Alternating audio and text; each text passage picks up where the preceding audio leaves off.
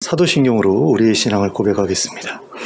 전능하사 천지를 만드신 하나님 아버지를 내가 믿사오며 그 외아들 우리 주 예수 그리스도를 믿사오니 이는 성령으로 잉태하사 동정녀 마리아에게 나시고 본디오 빌라도에게 고난을 받으사 십자가에 못 박혀 죽으시고 장사한 지 사흘 만에 죽은 자 가운데서 다시 살아나시며 하늘에 오르사 전능하신 하나님 우편에 앉아 계시다가 저리로서 산 자와 죽은 자를 심판하러 오시리라.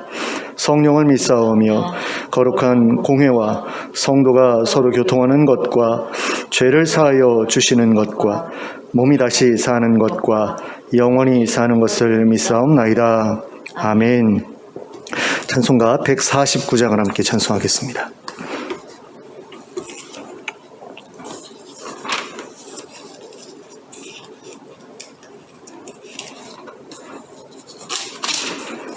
찬송가 149장입니다.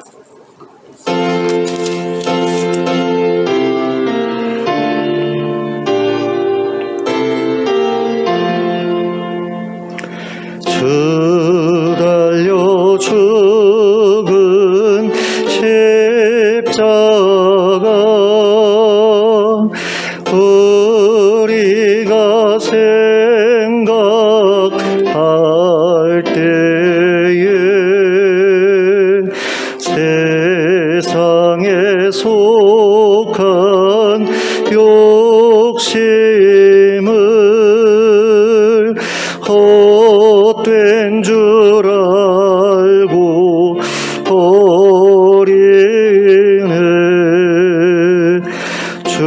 죽으신 구주 밖에는 사랑을 말게 하소서. 보혈의 공로 힘입어 교만한 마음을 버리네. 못 박힌 손발 보니 근잡이 나타내셨네.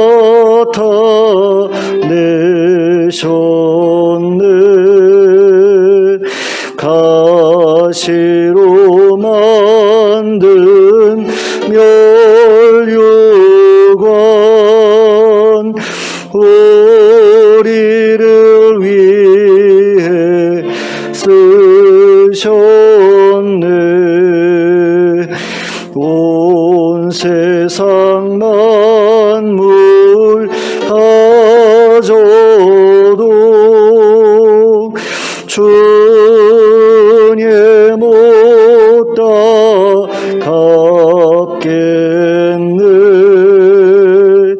놀라운 사랑 받은 나 몸으로 제물 삼겠네.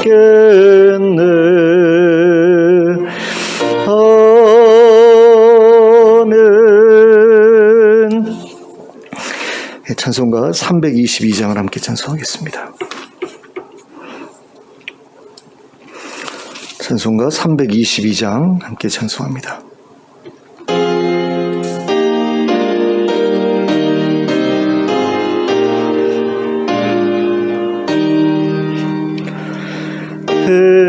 세상에 헛된 신을 버리고 하나님 이름 높여 기리세. 온 천하 백성 모두 나와서 다 같이 하나님만 섬기세. 세상에 헛된 우상 버리고 인간의 모든 부귀영화와 거짓과 불의 모두 버리고 온전히 하나님만 섬기세. 주님의 백성 서로 애하려 시기와 미움 아주 버리고 하나님만을 홀로 섬기는 천국을 어서 이루어 주소서.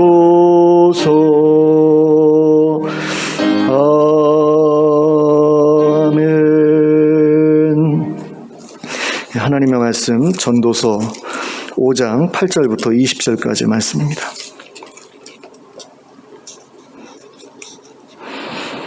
전도서 5장 8절부터 20절까지를 함께 합독하도록 하겠습니다. 시작. 너는 어느 지방에서든지 빈민을 학대하는 것과 정의와 공의를 짓밟는 것을 볼지라도 그것을 이상히 여기지 말라. 높은 자는 더 높은 자가 감찰하고 또 그들보다 더 높은 자들도 있음이니라. 땅의 소산물은 모든 사람을 위하여 있나니 왕도 밭의 소산을 받느니라. 은을 사랑하는 자는 은으로 만족하지 못하고 풍요를 사랑하는 자는 소득으로 만족하지 아니하나니 이것도 헛되도다. 재산이 많아지면 먹는 자들도 많아지나니 그 소유주들은 눈으로 보는 것 외에 무엇이 유익하랴. 노동자는 먹는 것이 많든지 적든지 잠을 달게 자거니와 부자는 그 부요함 때문에 자지 못하느니라. 내가 해 아래에서 큰 패단되는 일이 있는 것을 보았나니 곧 소유주가 재물을 자기에게 해가 되도록 소유하는 것이라. 그 재물이 재난을 당할 때 없어지나니 비록 아들은 낳았으나 그 손에 아무것도 없느니라. 그가 모태에서 벌거벗고 나왔은즉 그가 나온 대로 돌아가고 수고하여 얻은 것을 아무것도 자기 손에 가지고 가지 못하리니 이것도 큰 불행이라. 어떻게 왔든지 그대로 가리니 바람을 잡는 수고가 그에게 무엇이 유익하랴. 일평생을 어두운 데에서 먹으며 많은 근심과 질병과 분노가 그에게 있느니라. 사람이 하나님께서 그에게 주신 바 그 일평생에 먹고 마시며 해 아래에서 하는 모든 수고 중에서 낙을 보는 것이 선하고 아름다움을 내가 보았나니 그것이 그의 몫이로다. 또한 어떤 사람에게든지 하나님이 재물과 부요를 그에게 주사 능히 누리게 하시며 제 몫을 받아 수고함으로 즐거워하게 하신 것은 하나님의 선물이라. 그는 자기의 생명의 날을 깊이 생각하지 아니하리니 이는 하나님이 그의 마음에 기뻐하는 것으로 응답하심이니라. 아멘. 우리가 지난주에 함께 살펴본 5장 1절부터 7절까지의 내용은 하나님과의 관계에 대한 것이었는데요. 하나님과 온전한 관계를 맺을 것에 대해서 이제 말씀하면서 하나님께 그 서원한 것을 지키고 가급적이면 서원하지 말고 하나님 앞에서 그 불필요한 어떤 그런 그 꿈이나 욕심 부리면서 살지 말라. 이런 내용을 우리가 살펴보았거든요. 그리고 이제 그 뒷부분으로 넘어가면 재물에 대한 그 욕심의 끝이 없음을 이야기하면서 그거 허무하다. 그 욕심내면서 사는 거 진짜 허무하다라는 그런 이야기를 하는 것을 우리가 보게 됩니다. 근데 갑자기 8절부터 9절까지 해서 좀 어울리지 않는 그런 내용이 등장하는 것을 볼 수 있습니다. 그러니까 왕에 대한 이야기를 하고 있거든요.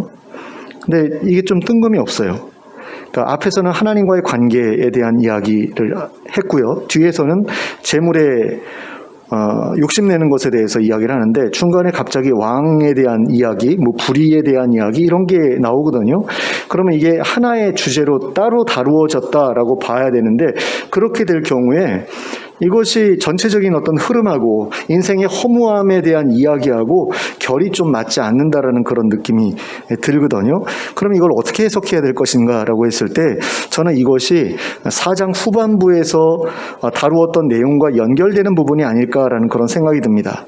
그러니까 4장 후반부에서 무슨 얘기를 하냐면 높은 지위를 탐내지 말라라는 것을 이야기하면서 왕의 자리에 올라가도 그거 별거 아니냐라는 그런 이야기를 하거든요.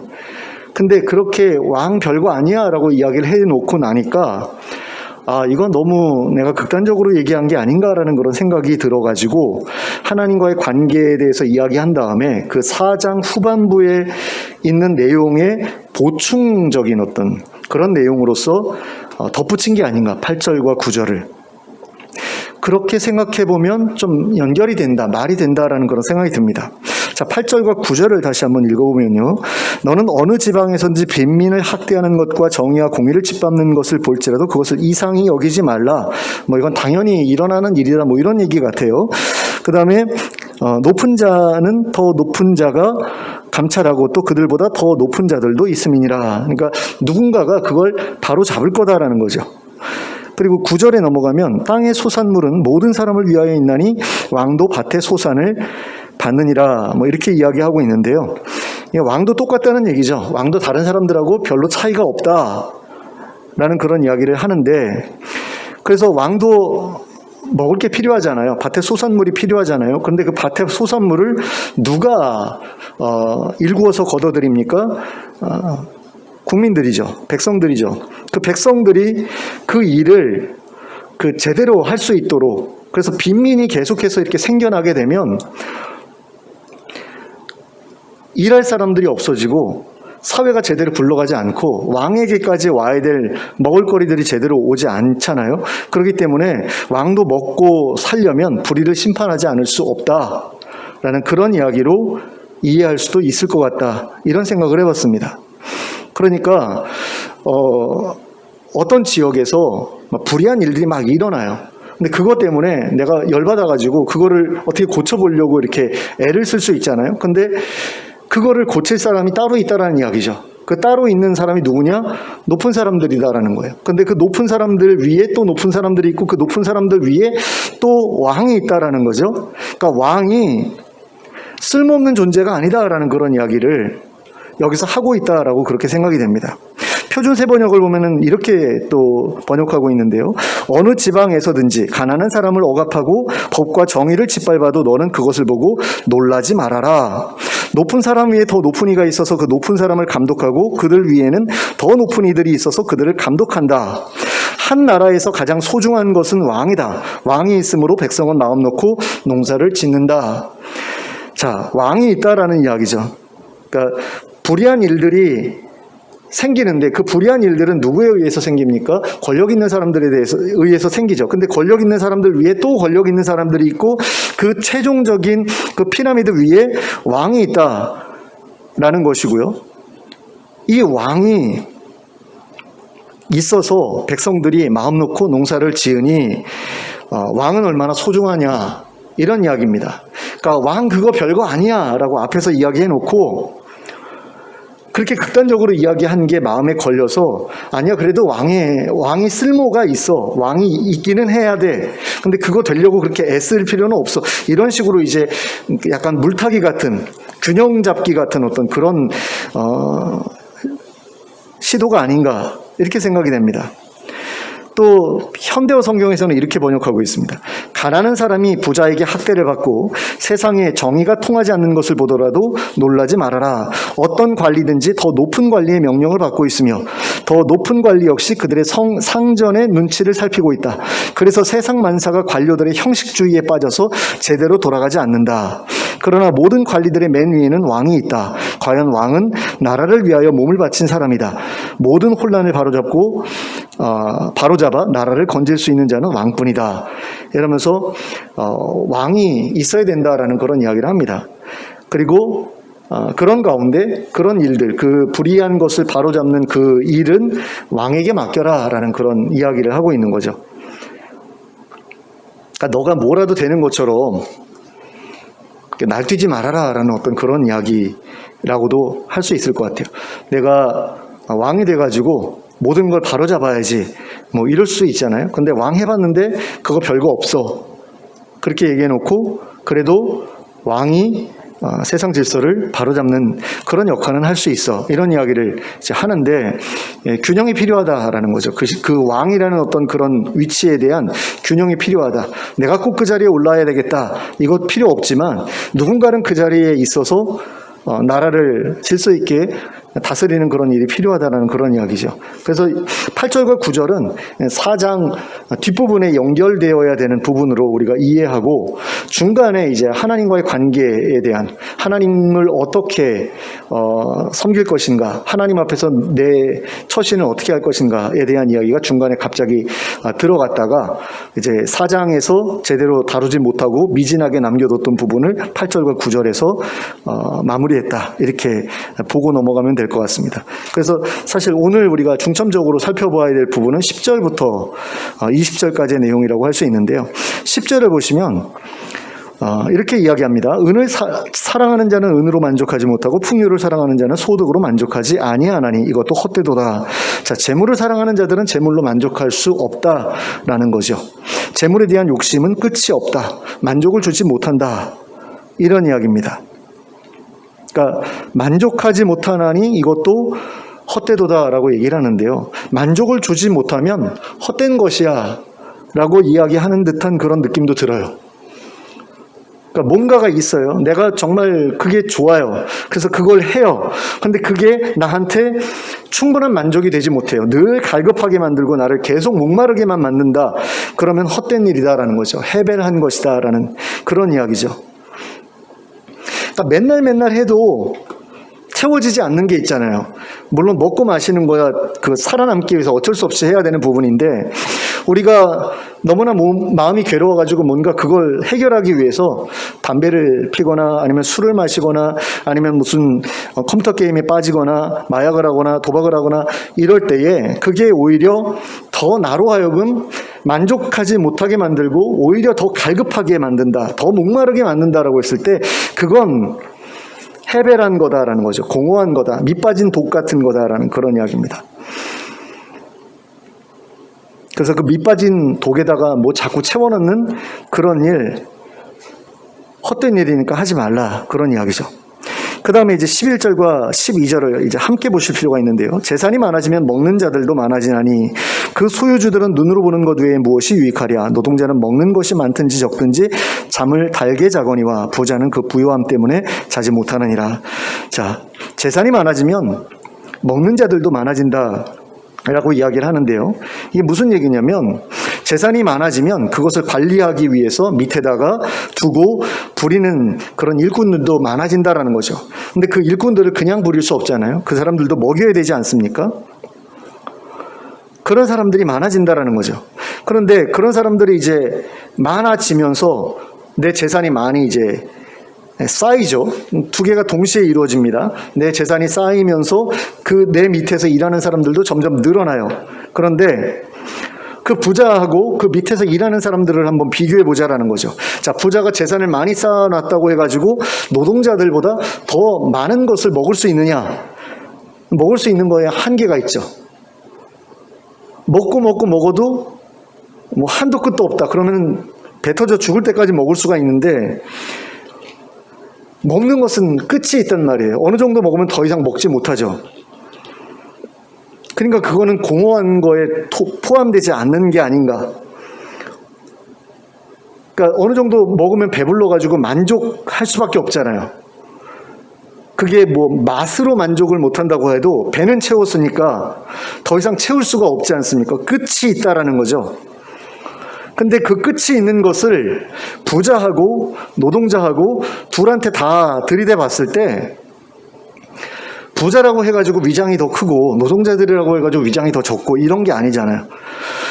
부자라고 무한정 먹을 수 있고 노동자들이라고 조금 먹고 말고 이건 아니지 않습니까? 그러니까 어느 정도 먹을 게 보장이 된 이상은 부자가 먹는 거나 노동자들이 먹는 거나 별로 차이가 없다라는 거죠.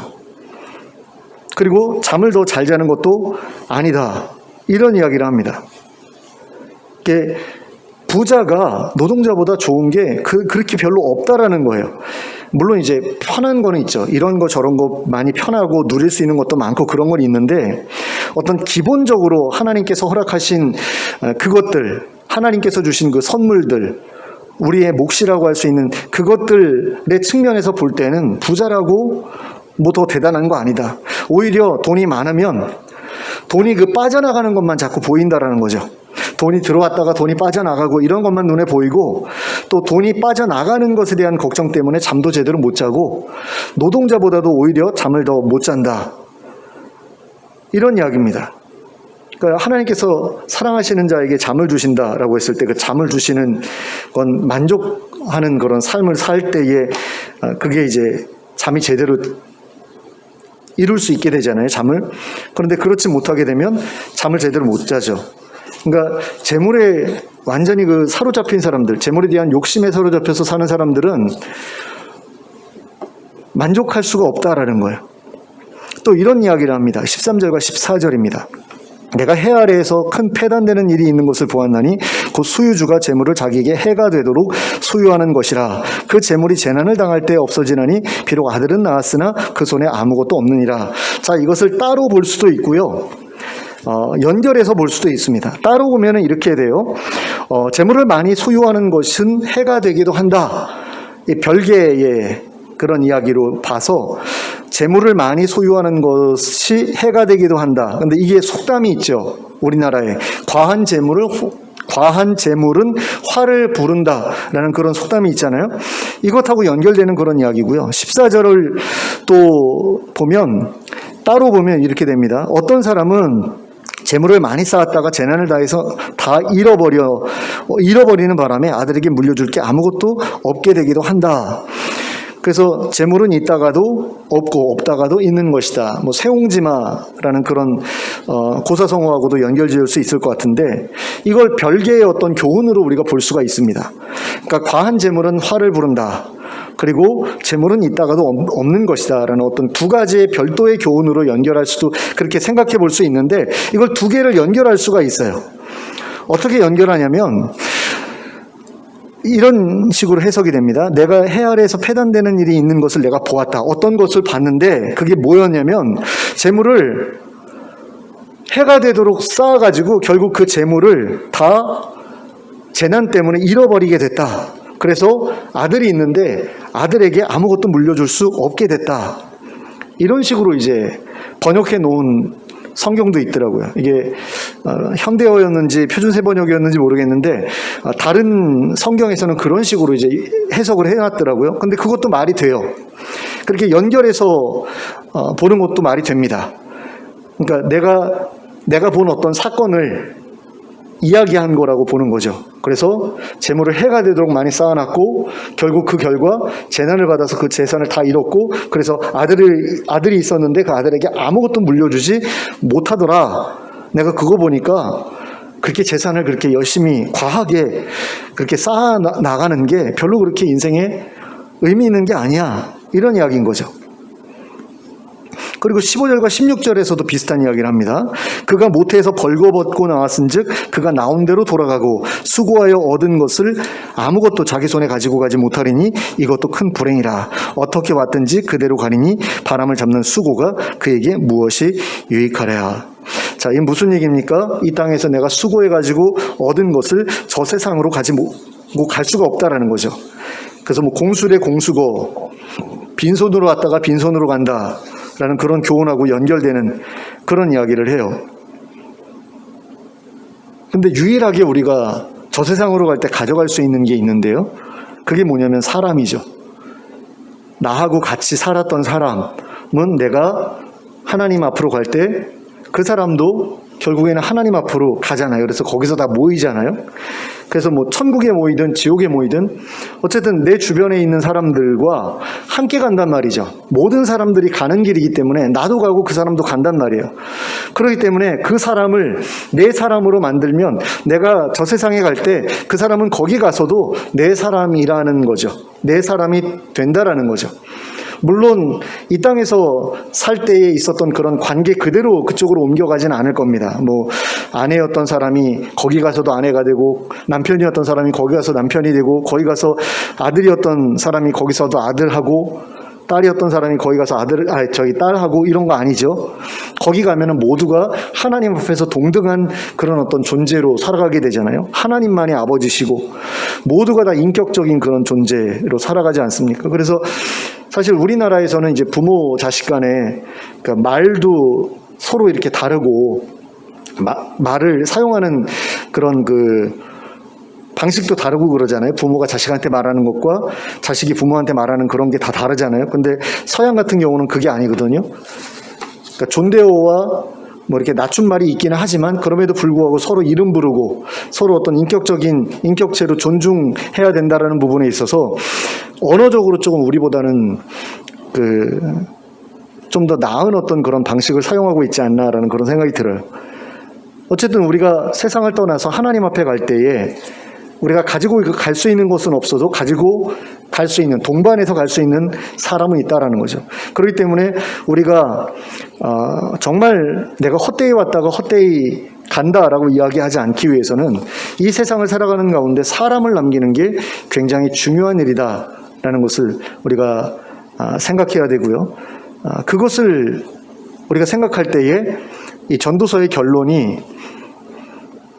9장 9절에서 말하는 것으로 연결이 된다라는 사실을 우리가 이제 깨닫게 되죠. 그러니까 사랑하는 아내와 더불어서 함께 즐거워하라. 그러니까 가족과 더불어서, 너가 사랑하는 사람들과 함께 더불어서.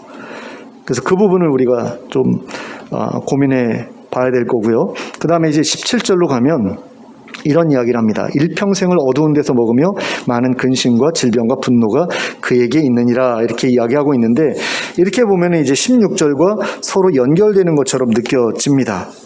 근데 16절과 연결되지 않고 따로 이야기한 것으로 이제 볼 수도 있어요. 어떻게 볼 수 있냐면 표준세 번역에서 번역한 것처럼 볼 수 있습니다. 인생은 평생 암담한 나날을 울며 애타고 병을 앓으며 분노하는 일로 괴로워하며 사는 것이다. 인생은 고다, 괴로움이다, 그런 이야기죠.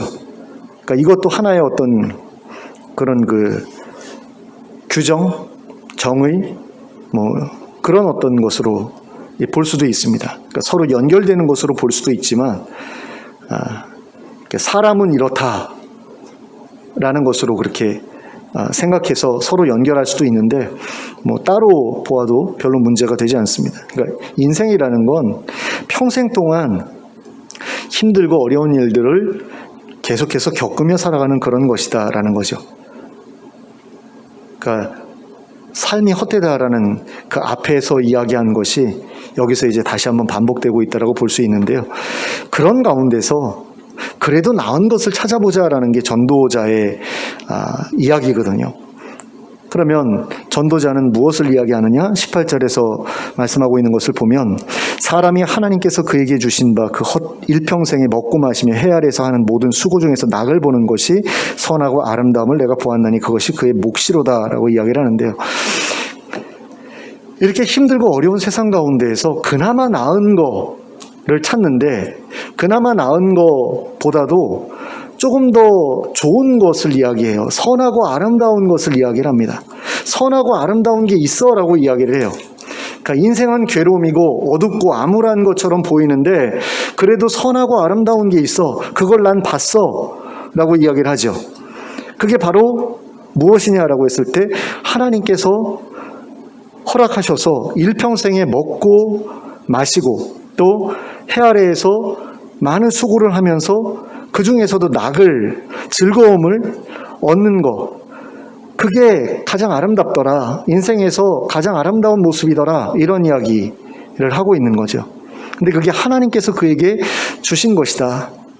그러니까 그 평생도, 우리가 살아가고 있는 인생도 하나님께서 주신 것이고, 그 인생 안에서 우리가 누리게 되는 어떤 그런 것, 그것도 하나님께서 주신 건데, 그 하나님께서 주신 것을 잘 받아 누리는 것을 보니까 참 선하고 아름답더라. 하나님께서 태초에 천지를 창조하시고서 그걸 보시면서 참 아름답다, 참 좋다, 토부하다라고 말씀하신 것처럼, 여기서도 전도자가 하나님께서 니들한테 주신 거 보니까, 하나님께서 니들에게 주신 인생, 그리고 그 인생 안에서 너희가 누리도록 하신 그런 것들을 내가 잘 보니까 아름답더라 라는 이야기예요. 근데 그런 것들을 제대로 누리지 못하고 살아가는 인생이다, 헛된 것들을 추구하는 인생이다, 그거는 공허하다라는 거죠. 하나님께서 주신 것들을 하나님께서 주신 것으로 누리면서 살아가는 것은 토부한데, 하나님께서 주신 것이 아닌데 그걸 붙잡아서 붙잡으려고 계속해서 쓸데없는 짓을, 허무한 짓을 그렇게 한다, 그거는 공허하다, 헤벨하다, 그런 이야기죠. 그러니까 헤벨한 인생을 살지 말고 토부한 인생을 살아라라는 게 전도자의 결론인데, 자, 그게 이제 하나님께서 주신 것이다 라는 게 19절에서 다시 한번 강하게 반복되고 있는 것을 봅니다.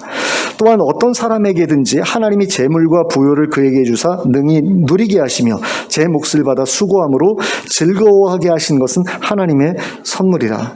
하나님께서 재물과 부요를 주시면 그거 선물이다라는 거죠. 어떤 사람이 부자로 살아가는 거, 그거 하나님께서 주신 선물이다라는 거예요. 근데 그렇게 부자가 되었어도 누리지 못하는 사람들이 있는데 그것을 누리기까지 한다, 그건 정말로 이제 하나님이 선물로 주신 거다, 그건 진짜 복이다라는 거죠.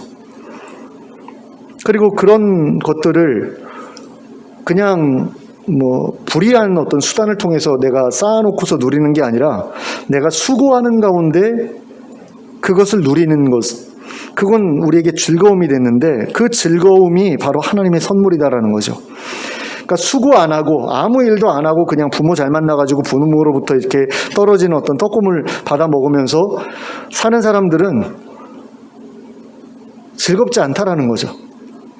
충분한 수고하면서 내가 벌어들인 것으로 누리는 그런 즐거움과 그냥 어디선가 떨어진 것으로 누리는 그런 즐거움은 좀 격이 다르다라는 그런 이야기로도 그렇게 볼 수도 있을 것 같아요. 근데 왜 이걸 하나님의 선물이라고 이야기를 하냐면, 자기가 노력한다고 해서 되는 일이 아니기 때문이죠. 그러니까 아무리 열심히 일해도 재물과 부요가 내 손에 쥐어지지 않는 경우도 있죠. 그리고 내가 열심히 일해서 재물과 부요를 손에 쥐어도 그것이 나에게 즐거움을 가져다 주지 못하는 경우도 있습니다. 그렇기 때문에 이 모든 것들이 조화를, 질서를 이루기 위해서는 하나님의 개입이 필요하고, 그 하나님께서 개입해서 그것을 누리게 해주시면 그게 하나님의 선물이고 우리의 복이다라는 거죠. 그러니까 하나님께서 태초에 천지를 창조하실 때에 아무것도 없는 것으로부터 하나님께서 창조하셨다, 없는 걸 만들어내셨다라고 그렇게 보기도 하는데, 어떤 사람들은 그 만들어진 것이 기존에 있던 것들을 그냥 질서 잡은 것이다 라고 그렇게 생각하는 사람들도 있어요. 근데 어쨌든 하나님께서 무에서 유를 창조하셨든 아니면 유에서 그냥 질서만 잡으셨든 간에, 분명한 것은 유에서 질서 잡으신 그 일을 하나님께서 하신 것은, 그건 누구도 부정할 수 없는 사실이다라는 거죠. 물론 안 믿는 사람들은 부정할 수 있겠지만, 질서를 잡아 놓으신 것, 모든 우주가 그 어떤 하나님의 그 계획에 따라서 운행되는 그 모든 것들을 계획하신 것은 하나님이다라는 거죠. 그리고 그 질서 있게 돌아가도록 그렇게 계획하셨을 뿐만 아니라 계속해서 질서 있게 돌아가도록 하나님께서 하시는 그 일도 하나님이 하시는 일이지, 자연스럽게 저절로 우연히 그렇게 되는 거 아니더라는 거죠. 근데 우리의 인생도 마찬가지거든요. 우리의 인생에도 여러 가지 것들이 뭐 하늘에서 떨어지기도 하고 진짜로 뭐 로또를 맞기도 하고 또 부모를 잘 만나서 많은 것들을 받아 누리기도 하고 또 내가 열심히 남들 괴롭혀가면서 이렇게 돈 벌어가지고 부자가 되기도 하는데 그것이 나에게 즐거움이 된다? 그것이 나로 하여금 어떤 의미 있고 가치 있는 인생을 살아가도록 한다라고 하는 것은 다른 문제거든요. 그거는 질서라는 어떤 그런 개념과 연결되는 일인데 하나님께서 나의 인생을 그렇게 질서 잡히게 해주시지 않으면 내가 아무리 많은 것을 가지고 있어도 그것을 누릴 수가 없는 거죠.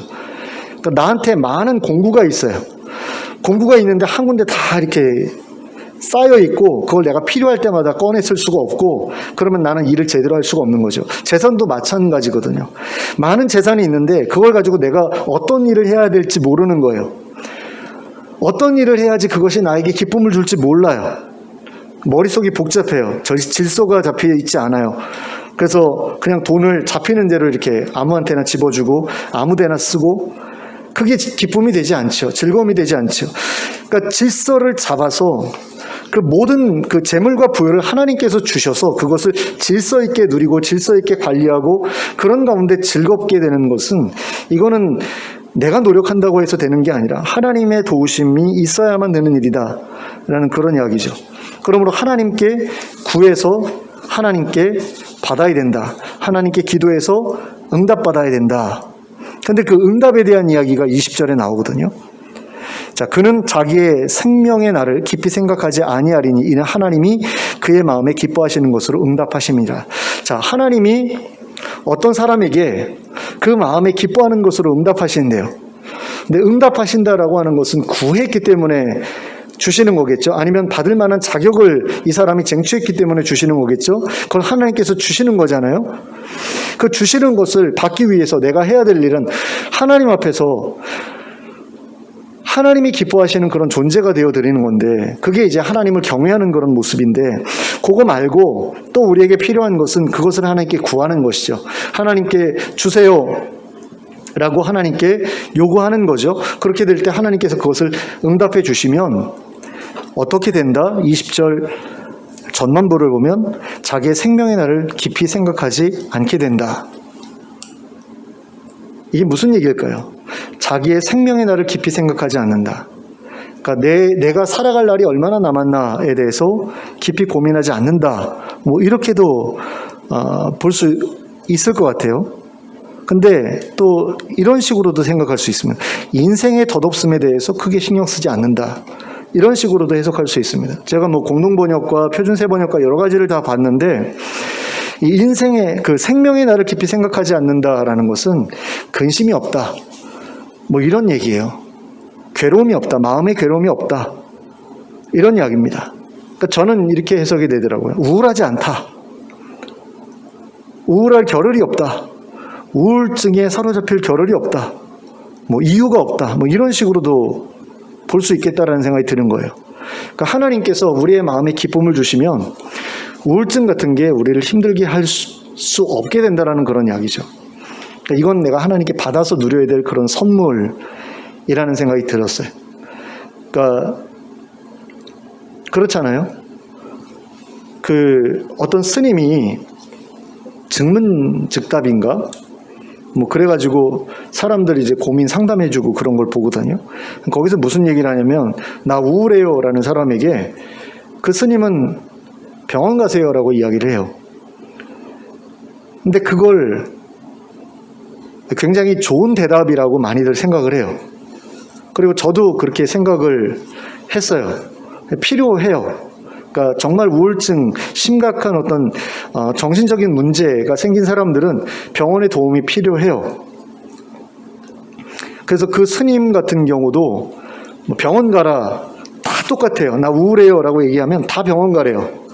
근데 목사도 사실은 그래야 되는데 목사는 안 그러거든요. 목사는 뭐 우울하다라고 그래도 기도해서 이겨내세요 뭐 이런 식으로 얘기를 하지 병원 가보세요 라고는 이야기를 안 해요. 근데 병원에 가는 건 필요하죠. 근데 병원에 가서 우울증 약을 먹으면 정말로 그 우울증이 다 나았느냐, 나중에 약을 끊어도 되는 그런 순간이 오느냐, 아니라는 걸 우리가 좀 알 필요가 있습니다. 그러니까 우울증 약이라는 거 한 번 먹기 시작하면 죽을 때까지 먹어야 된대요. 그리고 난 우울증에서 벗어났어 라고 말하면서 이제 우울증 약을 끊었다라고 하는 그런 사람들을 봐도 뭔가 평범하지 않아요. 자기는 이겨냈대요. 신앙으로 이겨냈대요. 근데 평범하지 않아요. 근데 그럼에도 불구하고 이겨내려는 어떤 그런 노력들은 있어야죠. 그러니까 약의 도움을 받아서 모든 것을 해결하려고 하는 게 아니라 약의 도움이 필요하기도 해요. 저하고 같이 이제 같은 노회에 계셨던 목사님이 한 분이 교인이 한 분이 우울증으로 자살을 하셨거든요. 그래서 그분이 이제 굉장히 그것 때문에 이제 마음이 힘드셨나 봐요. 어떻게 해야 되냐라고 묻더라고요. 병원에 어떻게든 보내야 된다라고 이야기를 했는데, 근데 병원에 그분이 안 다니신 게 아닌데, 근데도 결국에는 자살을 하셨다라는 거죠. 그러니까 병원에 다니면 도움을 받을 수는 있는데 그 도움만 받으면 모든 문제가 해결된다. 더 이상 우울하지 않다. 이게 아니라는 거죠. 그럼 어떻게 해야 되느냐? 병원에서도 도움을 받고 신앙에서도 도움을 받고 내가 도움을 받을 수 있는 모든 어떤 그런 것을 다 붙잡아야 되는 거죠. 내가 물에 빠졌어요. 근데 떠올라야 되는데 다 자잘한 것밖에 없는 거예요. 내 주변에 물 위에 이것저것 많은데 다 자잘해요. 하나만 잡으면 물에 빠질 수밖에 없어요. 그럼 2개를 잡아야 되는 거죠. 2개로도 안 돼요. 그럼 3개를 잡아야 되는데 3개 잡고 있기가 힘드니까 그걸 어떻게든 엮어가지고 큰 덩어리로 만들면 내가 더 이상 물속에 안 있을 수도 있게 되죠. 그 위에 올라갈 수 있을 정도로 그런 것들을 다 끌어모아가지고 올라가 버리면 다 필요가 없는 거죠. 그 물속에 더 이상 있을 필요가 없는 거죠. 내가 물 위로 올라가기 위해서 큰 덩어리 하나만 있어도 되는데 큰 덩어리 하나로 해결되는 경우는 없더라는 거예요. 다 자잘해요. 조금씩 도움이 돼요. 내적 치유받으니까 조금 도움되고, 상담받으니까 조금 도움되고, 영성 수련 갔다 왔더니 조금 도움이 되고, 조금씩 도움이 돼요. 정신과에 가서 우울증 약을 먹었더니 조금 도움이 돼요.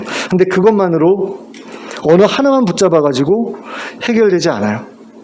근데 원큐에 해결할 수 있는 게 그게 하나님이 주신 어떤 특별한 그런 은혜라고 할 수 있거든요.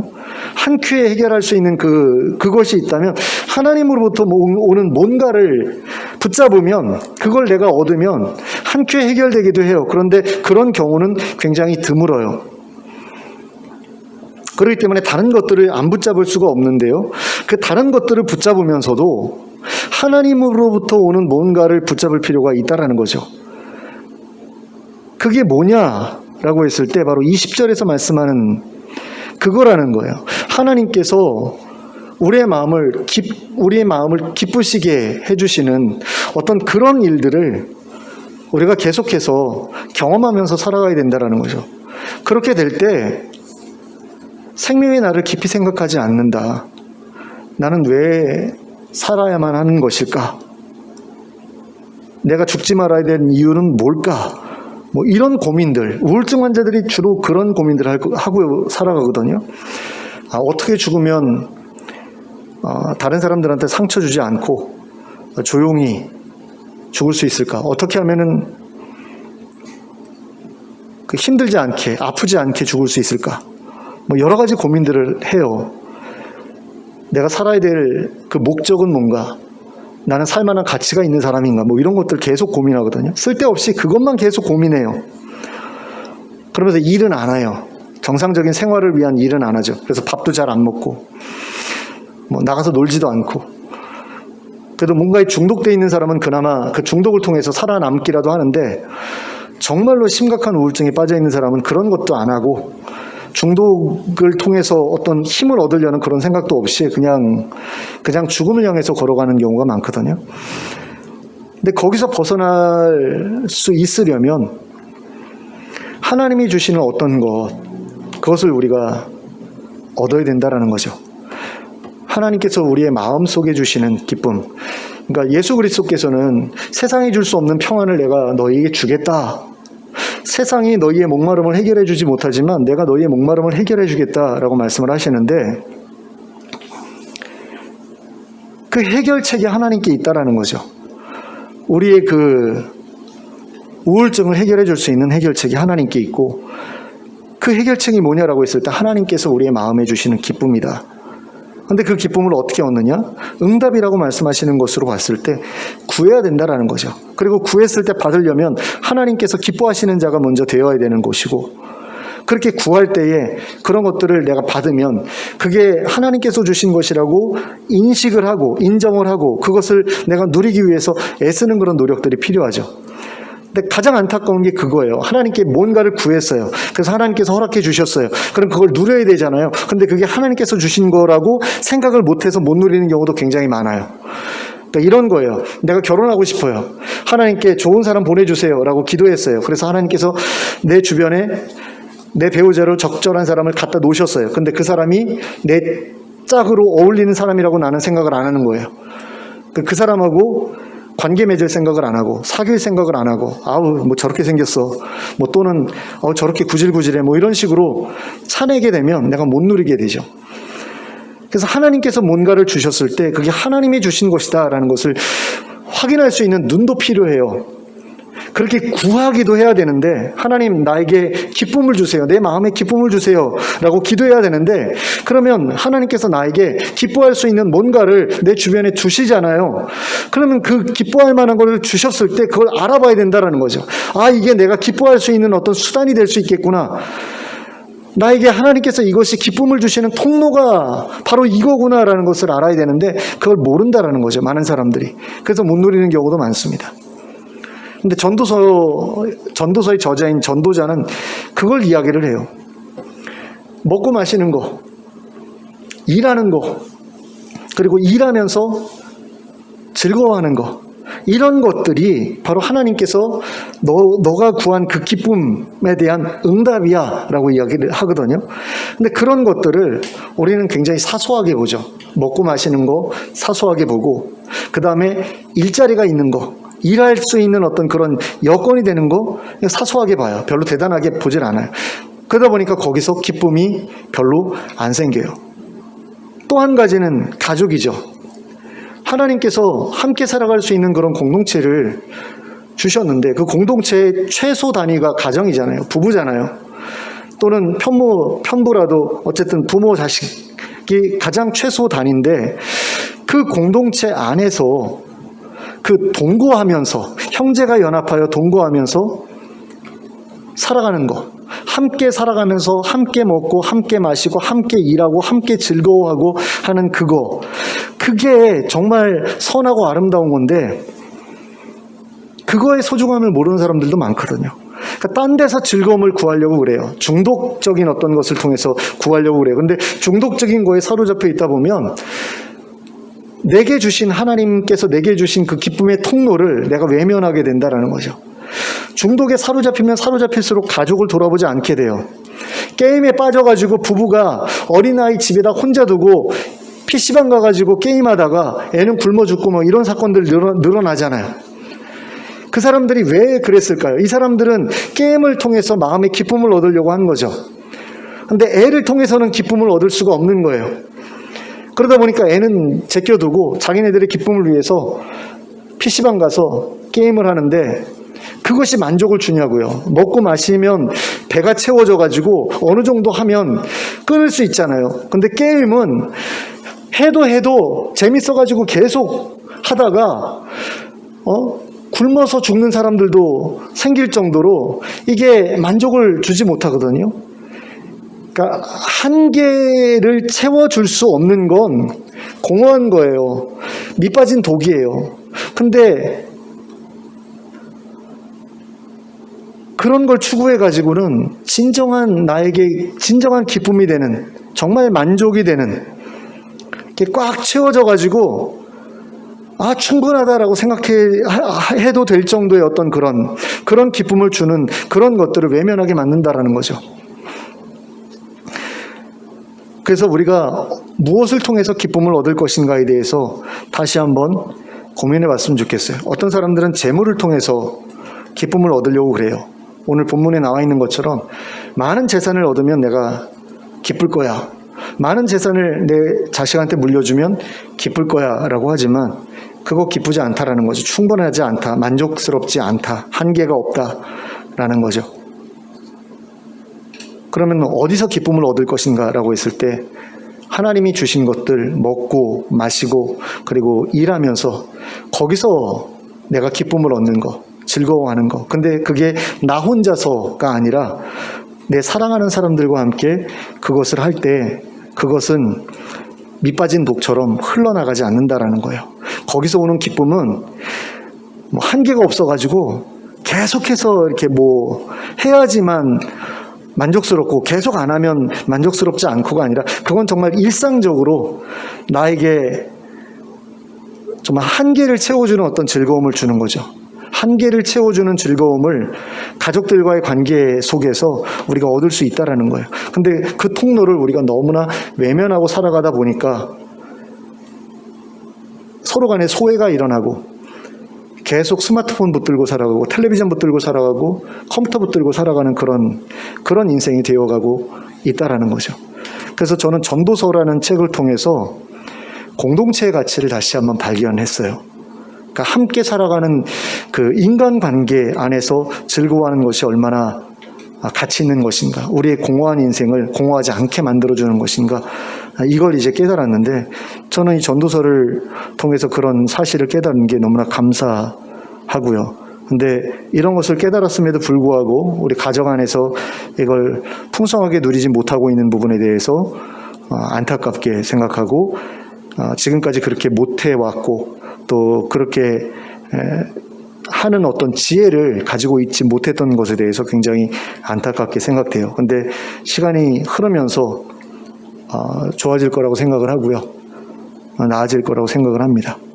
그래서 점점 더 그 관계 안에서 가족들과 함께 먹고 마시고 수고하는 가운데 즐거워하는 그런 데에 좀 더 익숙해졌으면 좋겠고요. 그것을 통해서 더 이상 우울하지 않은 인생을 살았으면 좋겠고 끝없이 흘러나오는 세상이 줄 수 없는 그런 기쁨이 늘 마음속에 가득한 그런 인생을 살았으면 좋겠습니다. 저뿐만 아니라 이 말씀을 듣는 모든 성도들도 그와 같은 삶을 함께 누릴 수 있게 되기를 예수 그리스도의 이름으로 축복합니다. 기도하겠습니다. 사랑의 하나님 아버지, 정말 우리가 많은 것들을 통해서 마음의 기쁨을 얻으려고 이것저것을 추구하는데 그 중에 어떤 것들은 밑빠진 독과 같아서 아무리 채우려고 해도 채워지지 않고 만족을 주지 못하는 것들이 있습니다. 그러나 어떤 것들은 조금만 노력해도 정말 충만한 기쁨이 찾아드는 그런 일들도 있습니다. 그런 일들로 전도자가 이야기하는 것이 먹는 것과 마시는 것과 일하는 것, 그리고 그 안에서 가족들과 더불어 즐거워하는 것이라고 이야기를 하는데 하나님, 참으로 그렇다라는 사실을 시간이 흐를수록 깨닫게 됩니다. 세상에서의 성공을 통해서 기쁨을 얻으려고 해봤지만 성공하지 못하는 사람들도 많고 또 일단 성공을 했더라도 그 이후에 그 성공에 대한 기쁨이 별로 길게 이어지지 않는 그런 경험들이 우리 안에 얼마나 많은지 모릅니다. 하지만 가족들하고는 밥 한 끼를 같이 먹은 걸로도 충만한 그런 기쁨이 생길 때가 있고 가족들과 함께 뭔가를 마실 때 그것만으로도 충만한 기쁨, 만족을 얻을 때도 있었던 것을 우리가 생각해 봅니다. 또 가족들과 함께 일을 할 때 그것이 어떤 때는 내 욕심을 위해서 일할 때는 그것이 고통이 됐지만 가족들과 함께 일할 때에는 또 그것이 기쁨이 되기도 했다라는 것을 하나님 우리가 추억합니다. 하나님, 그런 것들을 통해서 우리가 기쁨을 얻게 하시고 즐거움을 얻게 하시고, 그래서 공허한 기쁨이 아니라 정말 채울 수 없는 그런 것들이 아니라 채울 수 있는 것들을 추구하게 하시고 그 안에서 정말 하나님이 주신 선물들이 온전하게 드러나게 되는 그런 역사를 경험할 수 있게 해주시기 원합니다. 그래서 우리의 빈 마음이 또 우울한 심령이 변화되고 또 채워지는 그런 역사를 우리가 경험할 수 있도록 저희의 삶을 인도해 주시옵소서. 온전히 그런 삶을 살아낼 수 있도록 허락해 주시고 그것을 위해 기도하게 하시고 응답받게 하시고 응답받은 것을 확인하게 하시고 누리게 하여 주시옵소서. 그래서 이 세상에서의 삶이 하나님 나라에서 삶과 같이 변할 수 있도록 은혜 베풀어 주시옵소서. 예수님의 이름으로 기도하였습니다. 아멘. 찬송가 414장을 함께 찬송하겠습니다. 414장입니다.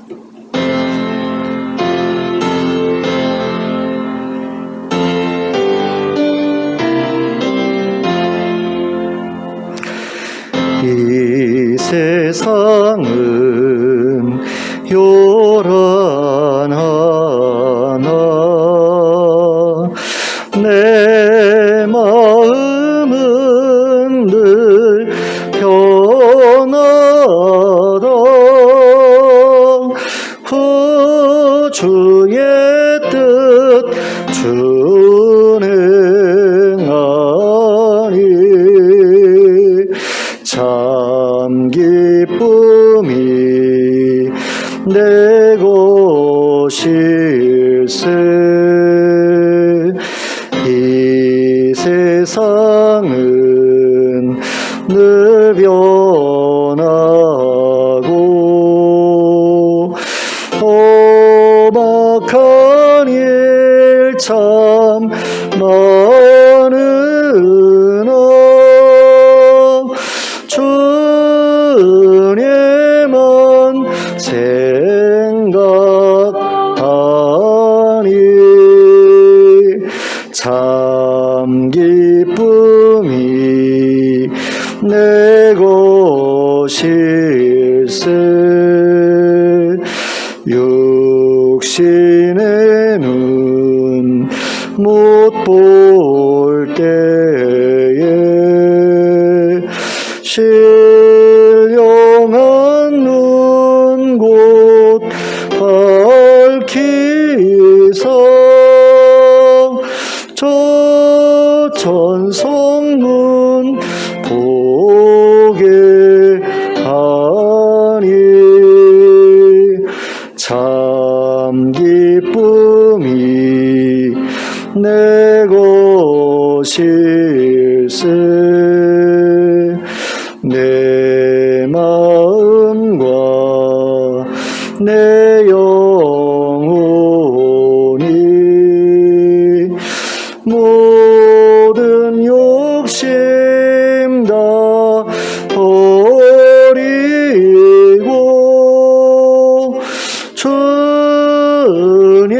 주님으로 성결하니 참 기쁨이 내 것일세. 이 육신의 복락보다 신령한 복도 좋으니 내 맘과 뜻 답하여 저 천성만 향해 가네. 아멘. 주님 가르쳐 주신 기도로 예배를 마치도록 하겠습니다. 하늘에 계신 우리 아버지여, 이름이 거룩히 여김을 받으시오며 나라가 임하시오며 뜻이 하늘에서 이루어진 것 같이 땅에서도 이루어지이다. 오늘 우리에게 일용할 양식을 주시옵고 우리가 우리에게 죄 지은 죄를 사하여 준 것 같이 우리의 죄를 사하여 주시옵고 우리를 시험에 들게 하지 마시옵고 다만 악에서 구하시옵소서. 대개 나라와 권세와 영광이 아버지께 영원히 있사옵나이다. 아멘.